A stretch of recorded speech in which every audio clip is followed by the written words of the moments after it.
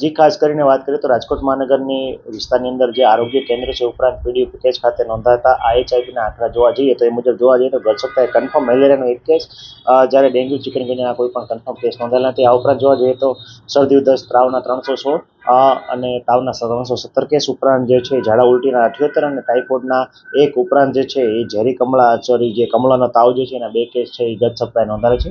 આ ઉપરાંત કોઈ પણ રોગચાળાના આંકડા છે એ નોંધાયેલા નથી. જી ગત સપ્તાહ જે એની પહેલાના સપ્તાહ જોવા જઈએ તો શરદી ઉધરસ અને તાવના કેસોમાં ગરમીને કારણે હાલ જે છે એ ઘટાડો નોંધાયેલો છે.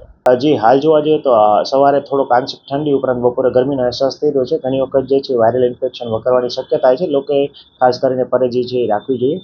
બહારનું જે ભોજન ઉપરાંત પાણી જે છે ઉકાળીને પીવું, બહારનું ભોજન આરોગ્યની ઉપરાંત ખાસ કરીને શરદી ઉધરસ અને તાવ જેવા કોઈ પણ લક્ષણ જણાય તો વહેલી તકે આરોગ્ય કેન્દ્ર ઉપર પહોંચીને દવા લેવી હિતાવહ કહી શકાય.